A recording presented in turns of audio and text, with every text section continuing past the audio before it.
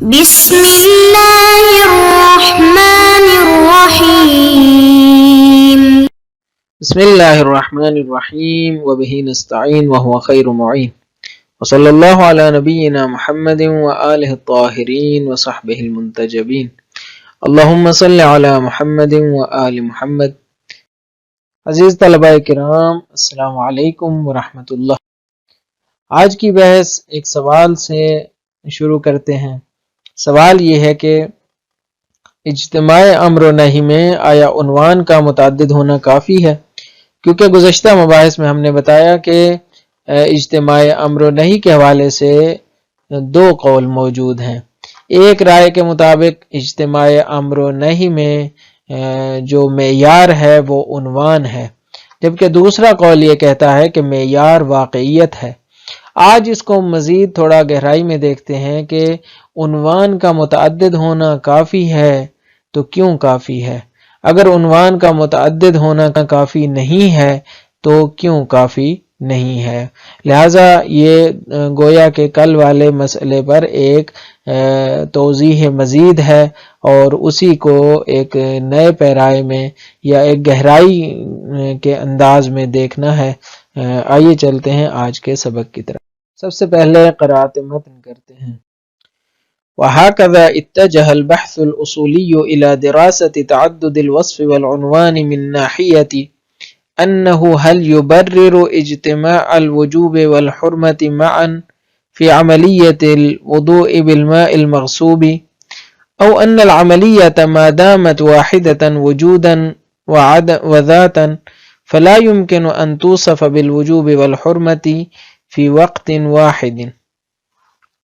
فقد يقال إن الأحكام باعتبارها أشياء تقوم في نفس الحاكم إنما تتعلق بالعناوين والصور الذهنية لا بالواقع الخارجي مباشرة، فيكفي التعدد في العناوين والصور لارتفاع المحذور، وهذا معناه جواز اجتماع الأمر والنهي. وقد يقال إن الأحكام وإن كانت تتعلق بالعناوين والصور الذهنية ولكنها لا تتعلق بها بما هي صورة ذهنية، إذ من الواضح أن المولى لا يريد الصورة، وإنما تتعلق الأحكام بالصور بما هي معبرة عن الواقع الخارجي ومرآة له، وحيث إن الواقع الخارجي واحد فيستحيل أن يجتمع عليه الوجوب والحرمة ولو بتوسط عن عنوانين وصورتين. وعلى هذا الأساس يقال إن تعدد العناوين إن كان ناتجا عن تعدد الواقع الخارجي وكاشفا عن تكثر الوجود جاز أن يتعلق الأمر بأحدهما والنهي بالآخر، وإن كان مجرد تعدد في عالم العناوين والصور الذي هو الذهن مع وحدة الواقع الخارجي فلا يسوغ ذلك. یہ تو عبارت تھی جو قرأت ہو چکی، اب چلتے ہیں اہم ترین نکات کی جانب۔ گزشتہ سبق میں آپ کو یاد ہوگا کہ ہم نے تیسری صورت کے بارے میں گفتگو کی تھی اور بتایا تھا کہ تیسری صورت یہ ہے کہ جہاں پہ فعل ایک ہوتا ہے لیکن اس کے عنوان دو ہوتے ہیں، عنوان متعدد ہوتے ہیں۔ اس کی ہم نے مثال دی تھی کہ مثلا ایک شخص ہے جو وضو کرتا ہے غصبی پانی کے ساتھ، یہاں پہ وہ ایک فعل انجام دے رہا ہے، لیکن اس فعل کو اگر تجزیہ کیا جائے، تحلیل کی جائے ذہنی طور پر، تو دو عنوان اس کے اوپر بنتے ہیں۔ ایک عنوان تصرف ہے، عنوان کا تعدد، ایک اس کا عنوان ہے تصرف جو اس نے مال غیر میں کیا ہے، تصرف فی مال غیر، اور جو دوسرا عنوان ہے وہ کیا ہے؟ اس کا ہے وضو کا عنوان۔ وضو کے اعتبار سے یہ ایک واجب کام ہے اس لیے کہ مقدمہ واجب ہے، اور تصرف فی مال غیر کے عنوان سے یہ غصبی ہے، غصب ہے۔ لہٰذا جب عنوان متعدد ہوگا، فعل واحد ہوگا، تو اس کا حکم ہم نے بتایا کہ اختلافی ہے، اور ہم نے بتایا کہ اس میں ایک قول یہ ہے کہ اجتماع امر و نہی ممتنع ہے، اور دوسرا قول یہ ہے کہ اجتماع امر و نہی جائز ہے۔ جو جائز کی طرف گیا ہے وہ تعدد عنوان کی طرف گیا ہے، اس نے کہا کہ دو عنوان ہیں، ہر ایک کا علیحدہ حکم ہے، جو امتناع کی طرف گیا ہے وہ فعل کی طرف گیا ہے۔ آج اسی بحث کو تھوڑا مزید گہرائی میں دیکھتے ہیں، مزید ڈیپ میں جا کے دیکھتے ہیں کہ کیوں کہ جس نے عنوان کو متعدد کہا ہے وہ اس کے جواز کا قائل ہوا ہے، اور کیوں ایک شخص نے دوسرے جو اصولی ہیں انہوں نے فعل کی طرف نظر کی ہے۔ تو آج اس کو تھوڑا مزید تجزیہ کرتے ہیں۔ اصل بحث یہ ہے کہ جو احکام کا تعلق ہے وہ کس چیز کے ساتھ ہے، کیونکہ ہمارے پاس کچھ واقعیات ہیں جو بیرونی ہیں، تو کیا احکام کا تعلق واقعیات بیرونی کے ساتھ ہو سکتا ہے؟ مثلا اقیم الصلاۃ، تو الصلاۃ سے مراد کیا وہ نماز ہے جو باہر موجود ہے، یعنی جو پڑھتے ہیں لوگ، جسے کہتے ہیں واقعیت بیرونی؟ تو کہتے ہیں اس کے ساتھ تو متعلق ہو نہیں سکتی قطعاً۔ کیوں؟ اس لیے کہ جو نماز واقعیت بیرونی کے طور پر موجود ہے اس کے بارے میں تو امر کرنا تحصیل حاصل ہے، وہ تو پہلے سے موجود ہے، وہ تو وہی ہے جو پڑھی جا رہی ہے۔ اگر آپ کہیں کہ نہیں یہ نماز وہ نہیں ہے جو پڑھی جا رہی ہے بلکہ یہ ابھی تک نہیں پڑھی گئی، تو اس کا مطلب ہے کہ پس واقعیات بیرونی سے اس کا کوئی تعلق نہیں ہے، بلکہ احکام کا تعلق واقعیات ذہنیہ سے ہے۔ یہ پہلا نقطہ ہے کہ احکام کا جو تعلق ہے وہ کس کے ساتھ ہے؟ عناوین کے ساتھ ہے اور ذہنی صورتوں کے ساتھ ہے۔ اب جب کہ عناوین کے ساتھ ہے تو حکم کس کے ساتھ متعلق ہوا ہے؟ جو وجوب کا حکم تھا ہماری مثال میں، تو کہتے ہیں کہ جو وجوب کا حکم تھا، وجوب مثلا اب وجوب کا جو حکم ہے اس کا تعلق کس کے ساتھ ہے؟ عنوان وضو کے ساتھ ہے۔ دقت فرمائے، اس کا جو وہ ہے نا وجوب کا تعلق ہے وہ باہر والے وضو کے ساتھ نہیں ہے بلکہ کس کے ساتھ ہے؟ عنوان وضو کے ساتھ ہے، وضو کے عنوان کے ساتھ ہے۔ اب یہ عنوان کہاں پہ ہے؟ ذہن میں ہے یا باہر ہے؟ کہتے ہیں ذہن میں ہے۔ تو ذہن میں جب ہوگا تو اس کا مطلب کیا ہے؟ ذہنی صورت ہے، ذہنی صورت ہے، یعنی جو وضو کی ایک تصویر باہر بننے والی ہے، باہر بننے سے پہلے اس کو ذہن میں تصور کیا جاتا ہے، جب تک ذہن میں تصور نہیں ہوتی وہ باہر نہیں بن سکتی۔ پس جو انشاء کرنے والا ہے، جو حکم صادر کرنے والا ہے، وہ پہلے ایک واقعیت کو ذہن میں تصور کرتا ہے، اس کے اوپر حکم جاری کرتا ہے، اور پھر وہ جا کے عمل کے مقام میں خارج میں واقع ہوتی ہے۔ لہذا احکام کا تعلق کس کے ساتھ ہے؟ عناوین کے ساتھ ہے، واقعیت بیرونی کے ساتھ نہیں ہے۔ لہذا بیرون واقعیت جو موجود خارجی ہے اس کے ساتھ احکام کا تعلق نہیں ہے۔ اب جب ایسا ہے تو پھر کیا ہے؟ نتیجہ یہ نکلتا ہے کہ تعدد عنوان کافی ہے، تعدد عنوان کافی ہے، اس لیے کہ درست ہے کہ وہ جو شخص جو اس نے جو کام انجام دیا ہے وہ بیرونی اعتبار سے کیا ہے؟ بیرونی اعتبار سے ایک ہی فعل ہے، فعل واحد ہے،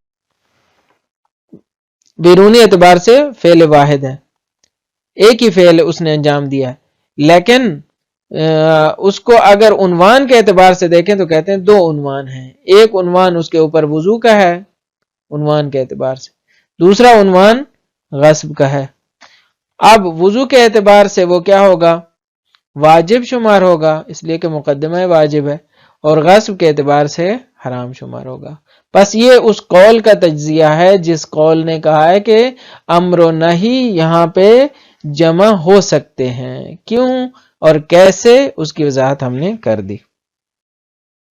جو دوسرا قول ہے وہ یہ کہتا ہے کہ احکام کا تعلق ٹھیک ہے کہ عناوین اور ذہنی صورتوں کے ساتھ ہے، کیونکہ ہم بھی یہ تو نہیں کہتے کہ جو باہر چیزیں موجود ہیں، جو افعال انجام پا رہے ہیں یا پا چکے ہیں ان کے ساتھ ہے، یہ تو نہیں ہو سکتا، ذہنی صورتوں کے ساتھ ہی ہے، عناوین کے ساتھ ہی ہے۔ وہ عناوین جو شارع یا جو حکم کرنے والا ہے، حکم بنانے والا ہے، وہ کیا کرتا ہے؟ انشاء کرتا ہے، یہ تو ٹھیک ہے۔ لیکن فرق کیا ہے پہلے اور دوسرے قول میں؟ کہتے ہیں یہ عناوین اور ذہنی صورتیں آئینہ ہیں، یہ عناوین اور جو ذہنی صورتیں ہیں یہ آئینے کی حیثیت رکھتی ہیں۔ در حقیقت مرآت ہیں، یہ مشیر ہیں. کس کے لیے آئینہ ہے؟ اصل میں ناظر ہیں بیرونی واقعیت پر. یہ مشیر ہیں، یہ اشارہ کرتی ہیں، یہ سمجھاتی ہیں، یہ ناظر ہیں کس چیز کی طرف؟ بیرونی واقعیت کی طرف. خالی ذہن میں تو نہیں ہے کہ آپ کہیں کہ آپ ذہنی تجزیہ کرتے رہیں، نہیں، بلکہ یہ عناوین کس کی طرف ناظر ہیں؟ افعال کی طرف ناظر ہیں. وہ افعال جو کہاں پہ ہیں؟ بیرونی واقعیت میں ہیں، انسان نے انجام دینے ہیں. لہٰذا اب جب یوں ہو جائے گا تو پھر کیا ہوگا؟ کہتے ہیں کہ اگر بیرونی واقعیت ایک ہو، ایک سے زیادہ نہ ہو، تو عنوان کا تعدد پھر کافی نہیں ہے. ہم نے جیسے مثالیں دیں، 3 صورتیں بنائیں، اس میں ہم نے جو پہلی صورت ہم نے بتائی تھی اس کے مطابق یہ کہتے ہیں کافی ہے. یعنی بیرونی واقعیت، کیونکہ وہاں پہ پہلی مثال میں 2 تھیں. ہم نے بتایا کہ ایک شخص ہے جو ٹیلی فون سن رہا ہے، جس کے ہاتھ میں ٹیلی فون ہے، تو وہ ایک طرف سے کیا کر رہا ہے؟ غیبت کر رہا ہے زبان سے، اور ہاتھ سے وہ کیا کر رہا ہے؟ زکوٰۃ دے رہا ہے. اب اس کی زبان گناہ کر رہی ہے، یعنی حرام کر رہی ہے، لیکن اس کا ہاتھ ایک کار خیر انجام دے رہا ہے، واجب انجام دے رہا ہے. اب یہاں پہ کیا ہے؟ بیرونی واقعیت فرق کر گئی. بیرونی واقعیت 2 ہیں لیکن ایٹ اے ٹائم انجام پا رہی ہیں. کہتے ہیں ہو سکتا ہے ایک ہی شخص ہو، انجام دینے والا ہو، 2 کام انجام دے رہا ہو، ایٹ اے ٹائم انجام دے رہا ہو، ایک غلط کام ہو، ایک صحیح کام ہو، ایسا ہو سکتا ہے. لیکن اگر بیرونی واقعیت ایک ہی ہے، اس نے جو بیرونی فعل انجام دیا ہے وہ کیا تھا؟ کہ اس نے پانی کا استعمال کیا ہے. پانی کا استعمال کیا ہے. اب پانی کا استعمال متعدد صورتوں میں ہو سکتا تھا. پینے کے اعتبار سے ہو سکتا تھا، انڈیلنے کے اعتبار سے ہو سکتا تھا، چونکہ یہ بھی ایک استعمال ہے نا. آپ ایک شخص کا پانی لے کے کہیں انڈیل دیتے ہیں، زمین پر گرا دیتے ہیں، یہ بھی ایک استعمال ہے. تو کئی شکلیں تھیں. ایک شکل کیا ہے؟ وضو کی شکل ہے. کہتے ہیں یہ شکل ایک ہی شکل ہے. ایسا نہیں ہے کہ آپ کہیں کہ پانی کا استعمال ایک الگ چیز ہے اور وضو کرنا وہ ایک الگ عنوان ہے. نہیں، پانی کے استعمال کی یہ جو موجودہ شکل جو کہ باہر واقع ہوئی ہے وہ وضو کی شکل ہے. لہٰذا بیرونی واقعیت جب ایک ہی ہے تو پھر عنوان کا تعدد کافی نہیں ہے. لہٰذا اس قول کے مطابق، اس تحلیل کے جو ماننے والے لوگ ہیں وہ کہتے ہیں کہ اجتماع امر و نہی یہاں پہ ممنوع ہے. ایسا نہیں ہو سکتا کہ صرف تعدد عنوان کو دیکھتے رہیں اور کہیں کہ ایک کے عنوان سے امر آیا ہے، دوسرے عنوان سے نہیں آئی ہے. نہیں، بلکہ بیرونی واقعیت ایک ہے، لہٰذا یا تو وہ مأمور بہ ہے یا پھر منہی عنہ ہے. یہ تھی وضاحتیں. اب چلتے ہیں متن کی وضاحت کی جانب. فرماتے ہیں وَهَكَذَا یہی جو 2 قول ہم نے بتائے تھے، اب اسی کو مزید گہرائی میں جا رہے ہیں. کہتے ہیں یوں جبکہ اجتماع امر و نہی کی بحث آ چکی ہے تو کہتے ہیں اتجہ البحث الاصولی الى دراست تعدد الوصف والعنوان. کہتے ہیں یوں بحث اصولی کا رخ اس بات کی طرف ہو جاتا ہے کہ وہ دراست کرے، وہ مطالعہ کرے، وہ بحث کرے اس چیز کے بارے میں کہ وصف اور عنوان کا تعدد کس حیثیت کا حامل ہے. وصف اور عنوان کا جو تعدد ہے من ناحیت، اس کا مطالعہ کرے اس جہت سے کہ حل یبرر اجتماع الوجوب والحرمت معا، کیا یہ مبرر بنتا ہے، کیا یہ تجویز کر سکتا ہے، توجیہ کر سکتا ہے اس بات کو کہ وجوب اور حرمت جمع ہو جائیں ایک ساتھ فی عملیت الوضوء بالماء المغصوب، غصبی پانی کے ساتھ وضو کرنے کے عملیات میں. کیا یہ مبرر بن سکتا ہے کہ ہم کہیں کہ چونکہ وصف اور عنوان کا تعدد موجود ہے لہٰذا اجتماع وجوب و حرمت ہو سکتا ہے یا نہیں؟ کہتے ہیں او ان العملیت ما دامت واحدتا وجودا و ذاتا، جب تک یہ عملیات وجود اور ذات کے اعتبار سے ایک ہیں فلا يمكن ان توصف بالوجوب والحرمت فی وقت واحد، پس ممکن نہیں ہے کہ ہم اس کو ایک ہی وقت میں وجوب کی وصف کے ساتھ بھی متصف کریں اور حرمت کی وصف کے ساتھ بھی متصف کریں. ایسا ممکن نہیں نظر آتا۔ فقط یقال، کہتے ہیں اب یوں کہا جاتا ہے، یعنی اب انہی اقوال کو تحلیل کر رہے ہیں کہ ان الاحکام باعتبارها اشیاء تقوم فی نفس الحاکم انما تتعلق بالعناوین والصور الذہنیۃ لا بالواقع الخارجی مباشرۃ۔ کہتے ہیں کہ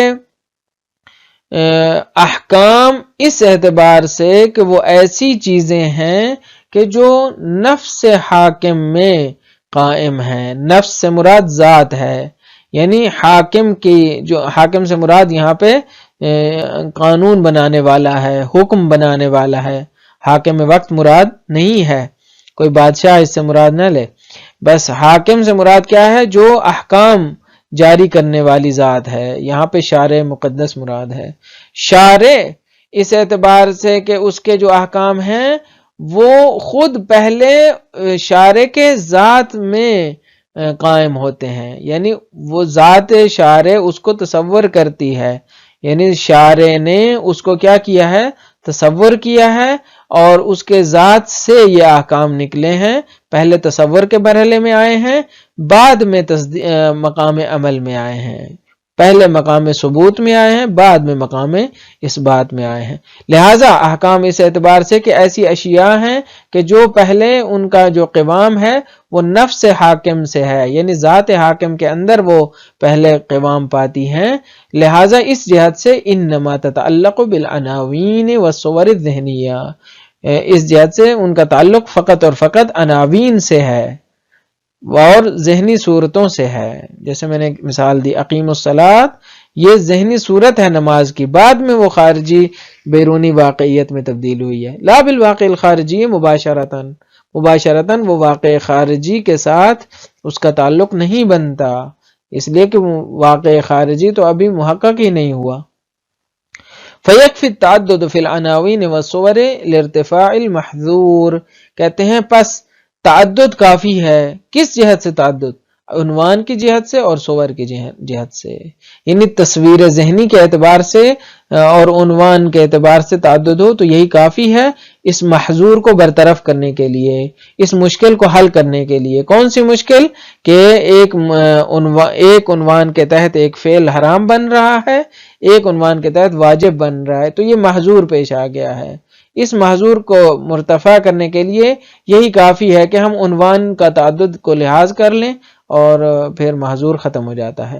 وہذا معنی ہو، اور اس کا معنی یہ بنتا ہے کہ جائز ہے اجتماع امر نہی، جواز اجتماع الامر والنہی، یہ اس کا نتیجہ بنتا ہے۔ فقط یقال، لیکن اس کے مقابل میں دوسری تحلیل یوں کہتی ہے کہ ان الاحکام وان كانت تتعلق بالعناوین والصور الذہنیۃ، احکام کا تعلق اگرچہ عناوین اور صور ذہنیہ سے ہے، اس سے تو کوئی انکار نہیں ہے، ولیکنها لا تتعلق بها بما هي صورۃ ذہنیۃ، لیکن اس کا تعلق ان صور ذہنی سے بما هي یا نہیں ہے، یعنی صرف یہ ہے کہ ذہنی صورتیں ہوں اور بس، لا غیر، یہ نہیں ہے۔ اذ، کیوں؟ اس لیے کہ من الواضح ان المولا لا يريد الصورۃ، مولا صرف صورت کا تو ارادہ نہیں کر رہا کہ آپ نے صرف ایک ذہنی صورت کو تشکیل دینا ہے، نہیں۔ وَإِنَّمَا تَتَعَلَّقُ الْأَحْكَامُ بِالصُّوَرِ بِمَا هِيَ مُعَبِّرَةٌ عَنِ الْوَاقِعِ الْخَارِجِيِّ وَمِرْآةٌ لَهَا، احکام کا تعلق صورتوں سے اس لیے بنتا ہے کہ وہ تعبیر کرتی ہیں واقع کو، وہ واقع کے بارے میں تعبیر کرتی ہیں، واقع سے عبارت بنتی ہیں، واقع کی ترجمانی کرتی ہیں، واقع خارجی کی یعنی بیرونی واقعیت کی، وَمِرْآةٌ لَهُ، اور اس کے لیے آئینہ بنتی ہیں، وَحَيْثُ إِنَّ الْوَاقِعَ الْخَارِجِيَّ وَاحِدٌ، اور چونکہ واقع خارجی تو ایک ہے، ہم نے مثال دے دی کہ واقعیت خارجی متعدد نہیں ہے، فَيَسْتَحِيلُ أَن يَجْتَمِعَ عَلَيْهِ الْوُجُوبُ وَالْحُرْمَةُ، بس محال ہے کہ اس واقعے کے اوپر وجوب اور حرمت جمع ہو سکیں، وَلَوْ بِتَوَسُّطِ عُنْوَانَيْنِ وَصُورَتَيْنِ، اگرچہ اس کے دو عنوان ہی کیوں نہ ہوں، دو صورتیں ہی کیوں نہ ہوں، لیکن واقعیت ایک ہے۔ وَعَلَى هَذَا الْأَسَاسِ، اب نتیجہ لیتے ہیں، وَعَلَى هَذَا الْأَسَاسِ يُقال، اس بنیاد پہ یہ کہا جاتا ہے کہ ان تعدد العناوین إن كان ناتجا عن تعدد الواقع الخارجي وكاشفا عن تكثر الوجود جاز أن يتعلق الأمر بأحدهما والنهي بالآخر. اگر تو یہ نتیجہ ہو واقع خارجی کے تعدد کا، اور اگر یہ کاشف ہو تکثر وجود خارجی سے، جیسے میں نے مثال دی کہ ایک شخص ہے جو زبان سے غیبت کر رہا ہے اور ہاتھ سے اسی حالت میں زکوٰۃ دے رہا ہے، تو یہاں تکثر وجودی موجود ہے، تو جازہ اس وقت جائز ہے کہ امر کا تعلق ایک فعل سے ہو، نہی کا تعلق دوسرے فعل سے ہو.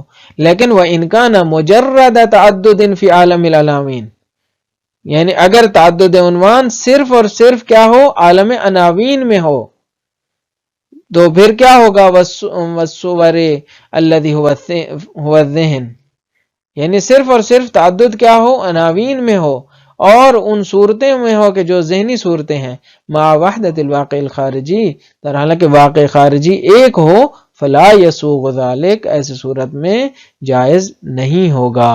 ذالکہ کا مرجع تعلق امر واحدہما والنہی بالآخر کے ساتھ ہے، یعنی ایسا نہیں ہوگا کہ دو عنوان کو آپ جو ہے نا فرض کر لیں اور ایک کا تعلق جو ہے ایک کے ساتھ امر کا تعلق بنا دیں، دوسرے کے ساتھ نہیں کا، ایسا کرنا جائز نہیں ہوگا. سبق کا خلاصہ یہ ہے کہ ہم نے آج کا سبق ایک سوال سے شروع کیا کہ اجتماع امر و نہی میں آیا عنوان کا متعدد ہونا کافی ہے یا نہیں ہے. تو یہاں پہ دو موقف سامنے آئے کہ اگر ہم کہیں کہ احکام کا تعلق عناوین اور ذہنی صورتوں کے ساتھ ہے اور اس کا بالکل واقعیت سے کوئی تعلق نہیں ہے، تو پھر اس صورت میں تعدد عنوان کافی ہوگا، اور پھر تعدد عنوان کے لیے یہی کافی ہے، تو پھر اجتماع امر و نہی بھی جائز ہوگا. لیکن اگر ہم کہیں کہ نہیں، عناوین ناظر ہیں بیرونی واقعیت کی طرف، تو اس صورت میں تعدد کا معیار صرف عنوان نہیں ہوگا، لہٰذا عنوان کا تعدد کافی نہیں ہوگا، تو اس صورت میں اجتماع امر و نہی بھی جائز نہیں ہے. لہٰذا اجتماع امر و نہی کا مسئلہ اس کی بازگشت احکام کے تعلق پانے کے تصور کے ساتھ ہے، کیونکہ اصولیوں کا تصور یہاں پہ مختلف رہا ہے، اس لیے دو موقف سامنے آئے ہیں. یہ بحث یہیں پر اختتام کو پہنچتی ہے. مجھے امید ہے یہ سبق بھی آپ کے لیے مفید واقع ہوا ہوگا. اجازت دیجیے، اللہ تعالیٰ آپ کا حامی و ناصر ہو. والسلام علیکم ورحمۃ اللہ وبرکاتہ.